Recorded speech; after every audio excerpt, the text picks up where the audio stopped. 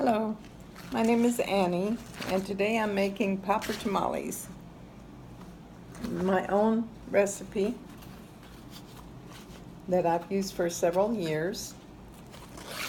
This is a tamale shuck, corn shuck. That's what you use. Use the soft side. It has a smooth side and a rough side. Use the smooth side. And I've handmade my masa. I use my own spices for the masa, and I mix it with corn oil. Long time ago they used to make them with lard or fat. I don't do that. These are healthy tamales made with Mazola corn oil, low cholesterol, no cholesterol. Anyway, you take the hoja, spread the masa on it. For my recipe, I use a slice of cream cheese. I use jalapeños. If you leave the seeds in, they'll be hotter, the seeds and the membranes, but I take them off. And I use bacon, fresh bacon, that I cooked and chopped this morning, and some shredded Mexican cheese or cheddar cheese. This is Mexican cheese that's been shredded at the store. I roll it up and turn it up. And this is what it should look like. A homemade tamale, a homemade Annie popper tamale. I hope you like them. I'm making this video for my nieces especially, and my daughter. My daughter knows how to make them already, but I'm visiting her house this week, and I make them for her friends and whoever wants them. But this batch is going to the funeral of my dear cousin who died a couple of days ago, and I'm taking these tamales to his family so they can enjoy and remind them of my cousin's mother, Tia Petra, and my mother, Antonia, were very good friends. And my other aunt, Leonor, they all used to get together with their friends and comadres, and they would make tamales. Not like this. They would make basically the same masa, but theirs were made with shredded pork. And my meat tamales, I do make shredded pork, but I combine it with shredded chicken and season it up a little bit differently than they did. But I thank God that they showed me how, and I didn't have the basic recipe until a few years ago. I was asked by a friend of mine, let me show you something on this shuck. Make sure you use the smooth side. It just goes on better. You can use the rough side, but it's just a little easier to spread if you use the smooth side. Anyway, a few years ago, when I got started making tamales, a friend of mine had died, and I asked her sister, what could I bring to the funeral meal? I was thinking a cake or a roast or something, and she said, can you make tamales? And I said, tamales? And she was not Hispanic, she was African American. And but I loved her dearly, and I couldn't say no to her. So I said, sure, I'll make tamales. And when I hung up the phone, I thought, dear God, what have I done? I don't know how to make tamales. My mother made them, my aunt made them, but they're all dead. And the Lord told me, you don't know how to make tamales, but you know how to use a computer. Go over there and I'll show you. Okay. I'm used to talking to the Lord that way, and He talks to me all the time like that. You should try it, because He is, after all, wisdom, knowledge, and He's a loving and kind Father who wants to talk to you. He desires talking to you. And he will tell you all kinds of neat things if you just ask him. So he knows how to make tamales. And he knows who knows how to make them. So he guided me to this website. I'm going to tell you the website so you can go look for it. It's called Son of the South. And believe me, God did send me that Son of the South website.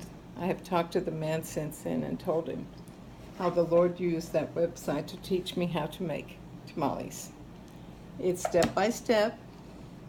You can go there, Google how to make tamales, and Son of the South will come up.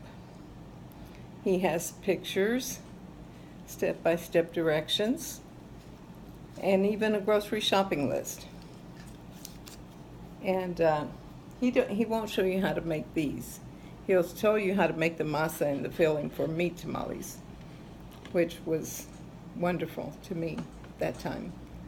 I didn't make these until years later, when I came up with my own recipe for making the filling. Basically because I was making cream cheese and jalapeno, but I didn't add the bacon and the cheddar until much later, after a friend suggested it. Anyway, once my friend tasted them and her friends tasted them at the funeral, they wanted more.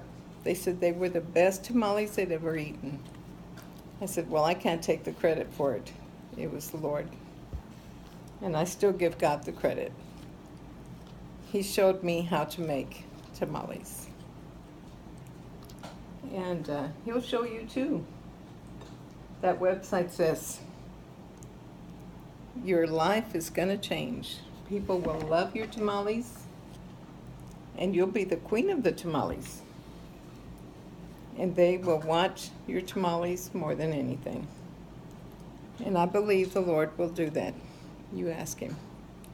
He'll help you, teach you how to do something that you can be proud of, and maybe get you a career. Anyway, I wish that my kids would want to open up a business doing this, because I think we could make it.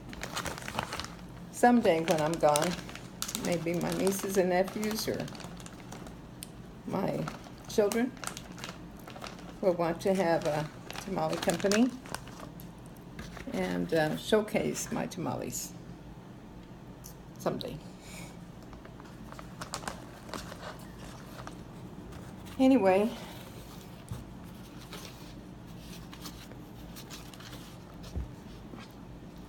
I just wanted to show you how to make my Annie's tamales, because people are always asking me, can you send me the recipe or show us?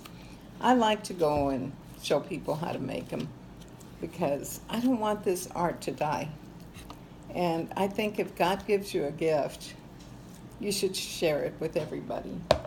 And this is something that God gave me as a gift, so that I could share it with other people.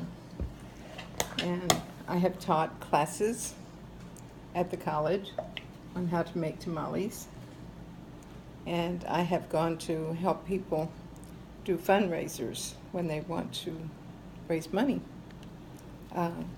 so they can have funds to help their church or their family, or just something that they want to help make some money. And this is a good way. Something good and delicious. People love them. And I hope you will too. I enjoy making them.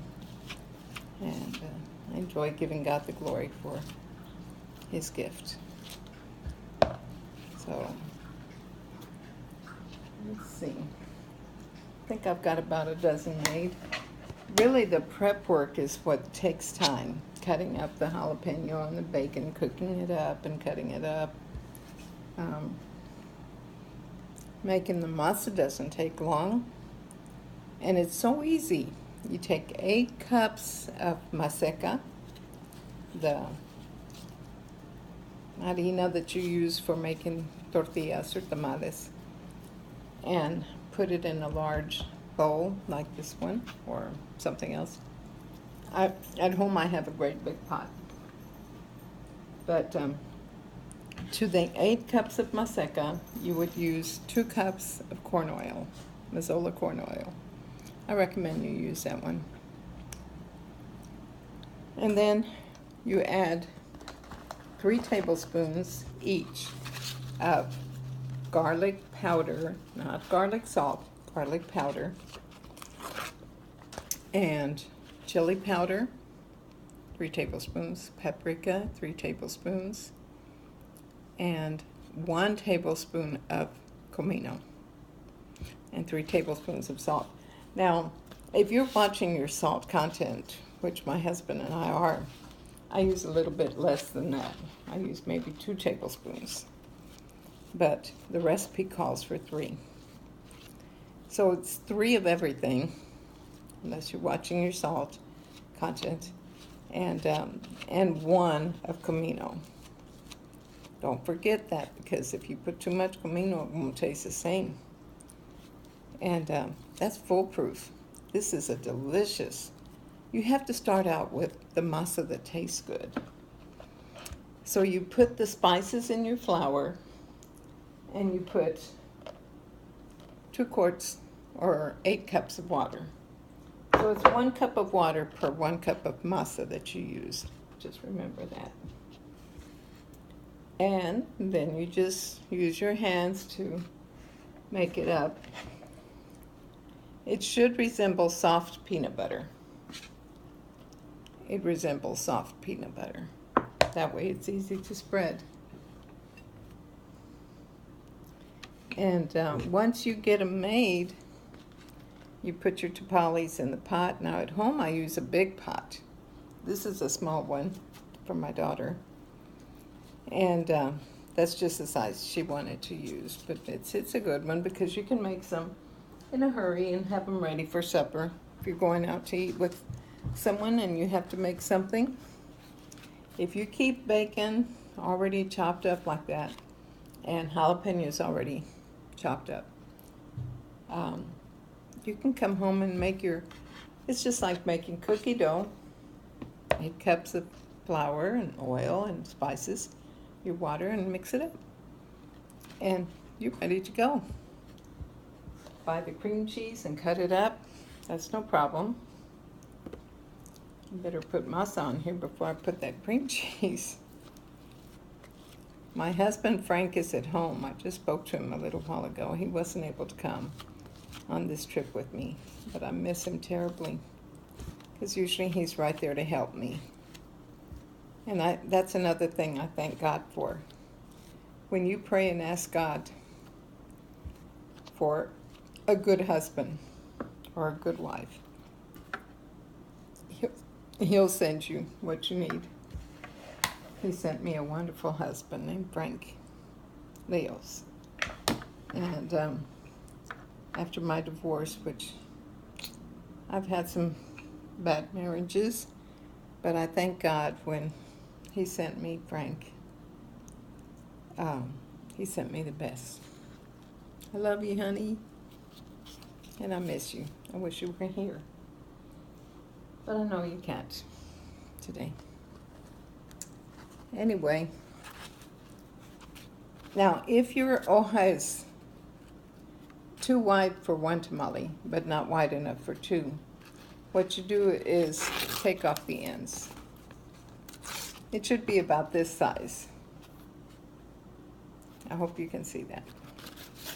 Okay? This is the rough side, so I'm going to use the side. Don't throw these away because you will need them for the top. After I put all my tamales in the pot, what I'm going to do is cover them with the little tiritas, what I call tiritas, all the cut up little things, or the ones that I can't use to make tamales. I will steam the tamales. That's why we put the water on the bottom of the pan. And I will steam them, so I put those tiritas